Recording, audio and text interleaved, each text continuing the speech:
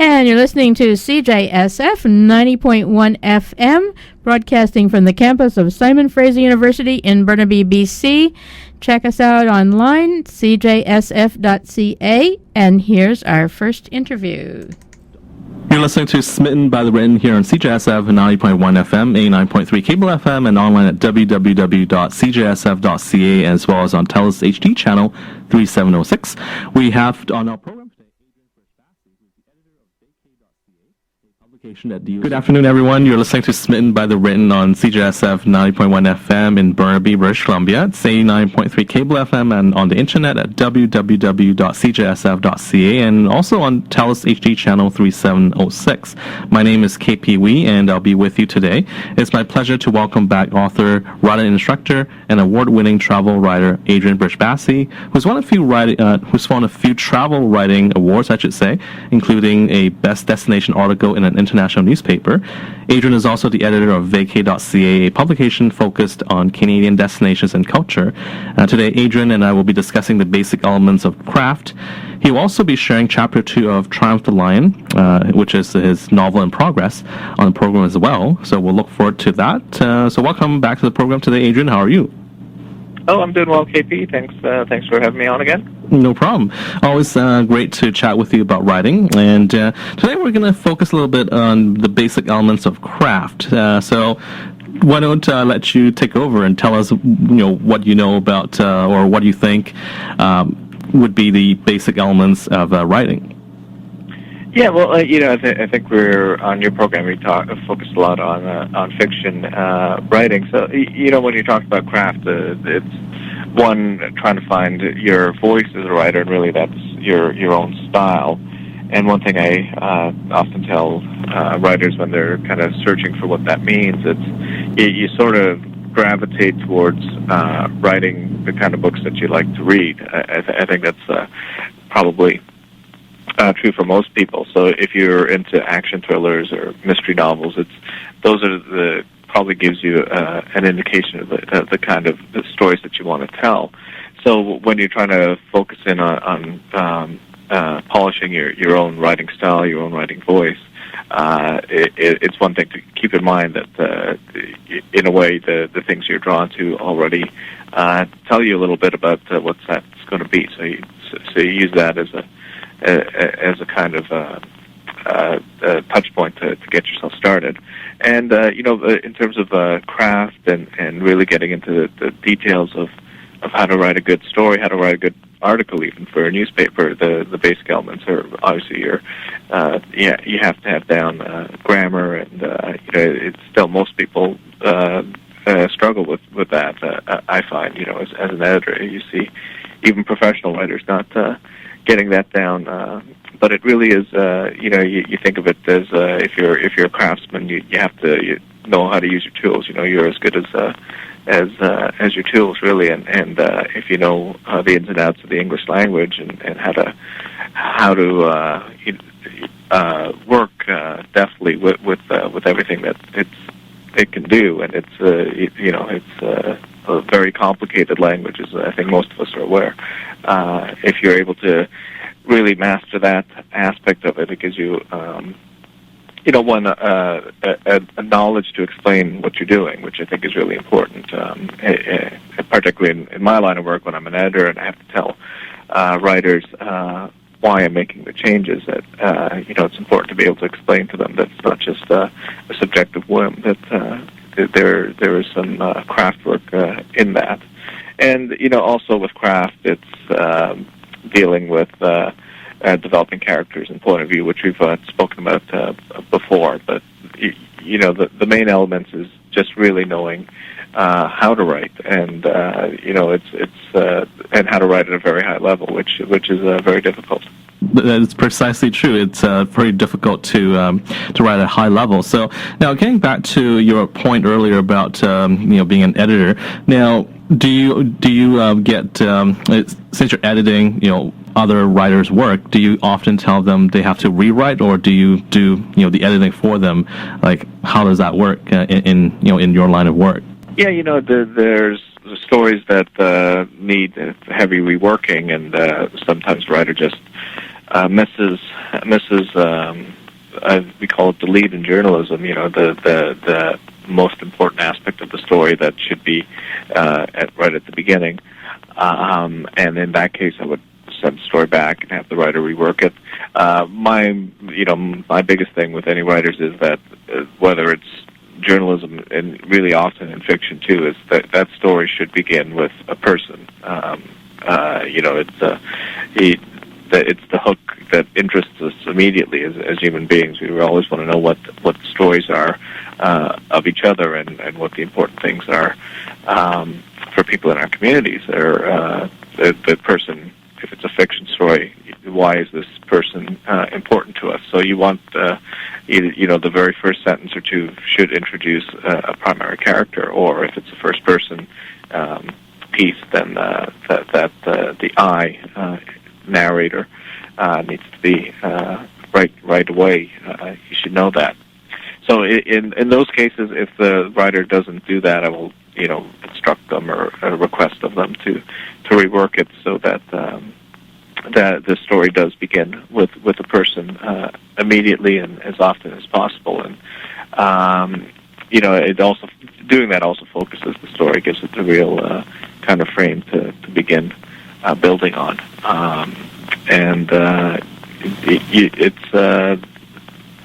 What I always say is that you should have a good reason not to lead with a person at the beginning. You should be able to explain that reason why you didn't do it, if indeed that's what happens. We're speaking with Adrian Brijbassi here on Smitten by the Written. Now, just to clarify a little bit, that would be referring to journalistic writing. Is that correct? Primarily journalism, yes. Okay. But I think with fiction,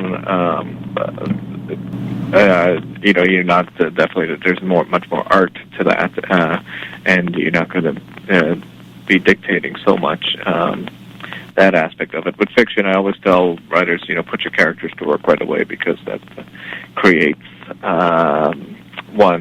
tension, conflict, movement. It also gets you to know the characters a little bit better. Even though you create these people in your imagination, you don't really know them until they're in stressful situations. So by putting them to work right away, they're forced to be focused and to kind of show their true personalities. Now, I got a couple of questions from that last bit there. Getting, first of all, back to journalistic writing. Now, I guess would one of the pitfalls be how writers don't write the way they speak, or they write the way they speak too much in terms of journalistic writing? Because I've noticed, because in the modern days of blogging, when anybody can be a journalist, quote unquote, I often see a lot of bloggers, for example, they put on the screen, or they put on paper, or they put the words out there as though it's them speaking, but it's just in print. So just wanted to get your thoughts on that, because you're alluding to grammar earlier with writing, and so would part of the problem be writers writing for journalistic purposes, writing too much the way they speak, or not enough, or how does what's the key there? Yeah, I think you hit on a good point. I think writers who've been in the industry for a long time, all the writers who, you're in newspaper industry often as a reporter, you're told to subjugate yourself from the story. You shouldn't be in the story, or you don't put yourself in there. Very good reason. But when you're a blogger, it's all personality about yourself, and depending if you're building an audience, that's great. If you're not, it can become a little bit tedious, and possibly an indication that there might be a little bit too much narcissism involved in there, as you kind of allude to. But you're going to lose people if you don't know how to write properly, or if you don't write anything that's interesting only to you and maybe your small collective of people. It's writing has always been meant to be to draw as much of an audience as you can. While still also being true to to the piece that you're writing about. So I think definitely there's too many people not being careful before they publish material out into the world, and you want to be able to put together coherent thoughts and to be able to express yourself in a way that isn't just grammatically correct, but is going to make you appear be as intelligent as you can appear to be. And with some of the veteran newspaper writers and reporters, it becomes a little bit difficult for them to loosen up on the things they've been taught to do for so many years, to kind of free themselves of the kind of corporate journalism and be more personable in their writing. Got that answered there for you? Yeah, for sure. And we should mention, of course, Adrian has worked with the Toronto Star as well as the New York Daily News, so he's got a lot of expertise in editing and working with journalistic writing. So appreciate the feedback there. Now, just want to touch on grammar a little bit. Now, there's a way we speak, Adrian, that's sometimes grammatically incorrect, but it sounds natural and smooth. For example, we'll say things like, there's less bottles, but the correct usage would be there are fewer bottles.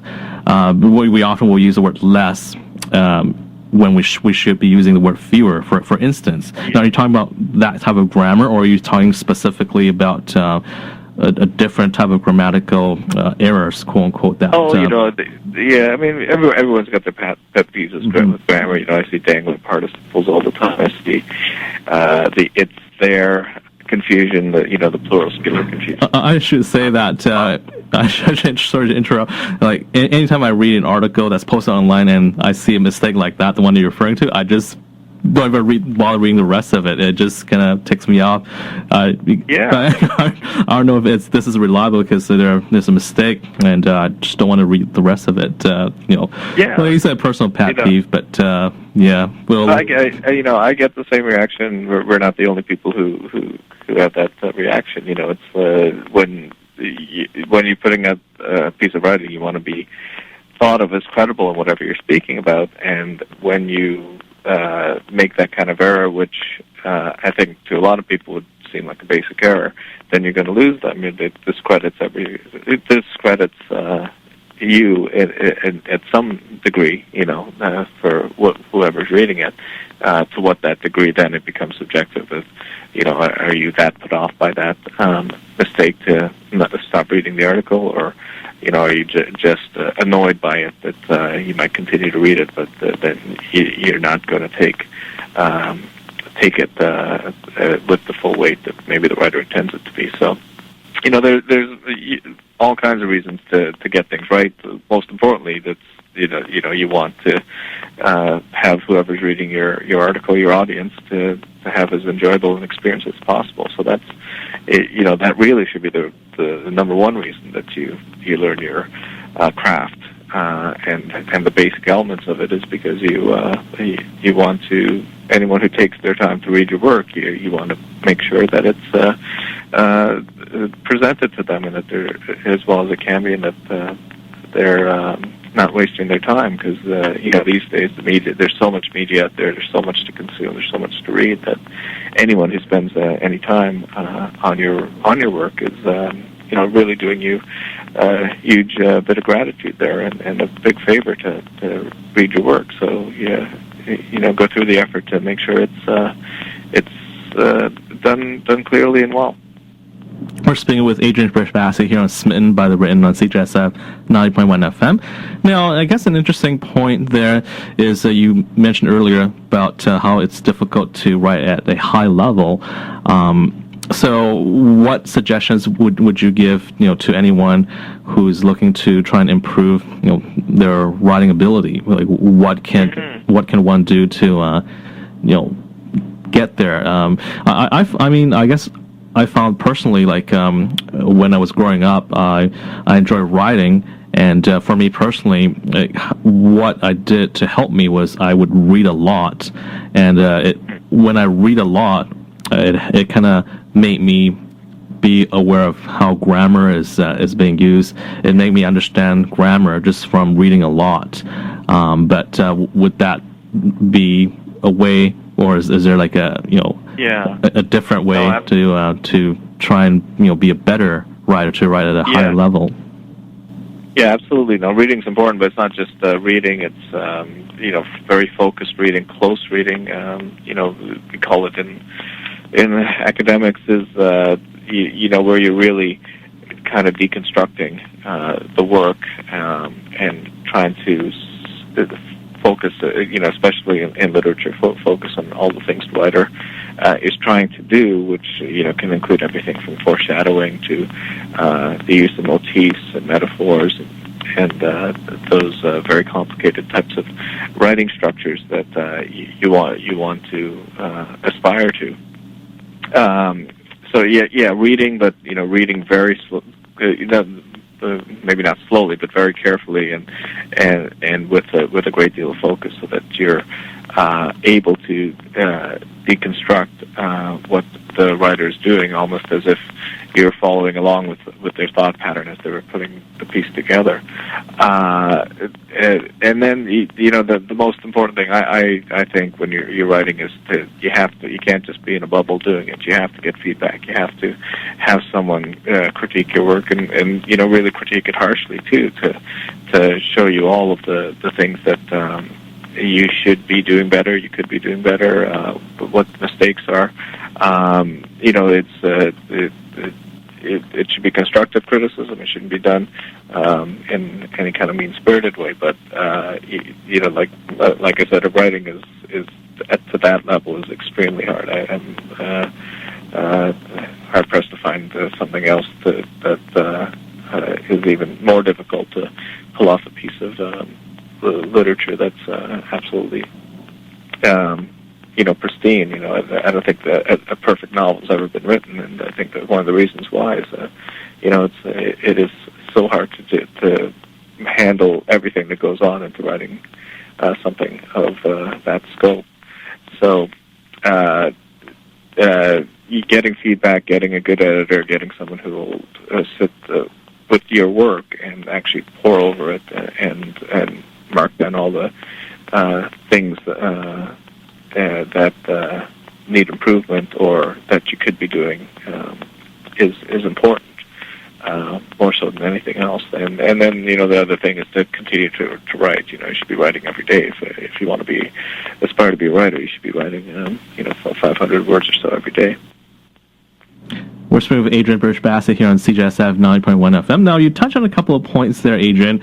The first part of that was in terms of trying to become a better writer, to write at a higher level. So is that where creative writing courses or writing courses with instructors come in, like so the instructor can kind of help you to identify, in an example of a novel where there's foreshadowing, where there's metaphors being used, and what the writer is trying to convey to the readers? Is that what you're referring to in terms of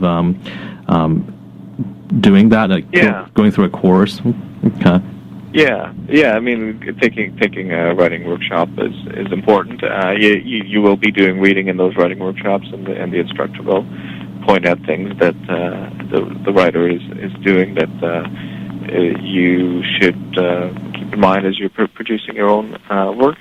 Creative writing, I think, is great for any writer, even if you're not doing fiction as your goal. It's just creative writing is the highest form of written expression. So you want to be able to operate at that high level in all types of writing that you might be doing, even if it's marketing or public relations writing or journalism. It's having those elements that you learn in creative writing. You're able to apply and elevate that work that you're doing too. But strictly in terms of if you're a fiction writer, if you're writing short stories, screenplays, novels, taking poetry, taking a creative writing class is going to help you with both understanding craft and also getting the feedback you need on your own work to improve. Now, the second point I wanted to get to there is just what you just mentioned there, Adrian, about getting feedback, getting constructive criticism, and not just writing and kind of being in a vacuum. Now, when you're talking about getting feedback, would you say that this is like getting peers or friends to read your work, or are you talking about professionals? No, I mean, if you've got if you've got an editor, or if your friends are in the industry, I think that they're very good people to look to. It's always good to get a fresh set of eyes on something because they're probably going to be more honest in their critique, and that's what your audience is probably going to be. Or the hope is that your audience is going to be people who you've never met. So, getting that kind of feedback from someone from that demographic would be ideal, especially if that person is a good editor or a good writer and able to tell you the things that you should be working on, or give you a pat on the back and say you're doing great and you're going in the right direction. So this sounds like probably best to approach people that you don't know who are kind of knowledgeable in writing to kind of do that. Now, how would you approach those types of people? Well, I mean, there are courses out there. There are correspondence courses that you can send your manuscript off and it will get edited and sent back to you. There are, whether it's community colleges or universities that offer continuing education courses in writing. It's one of the most popular classes. At many schools is continuing education in creative writing. So that's a good start. Getting involved in workshops, local writers groups might help, but the warning with that is that you oftentimes you get a whole bunch of different voices coming at you, and it's kind of hard to focus on which ones what you take away from it, because the feedback can be so diverse that it almost becomes not as helpful as it should be. So, I always think the one-on-one benefit, especially when you're working on producing a piece, is the most important thing. That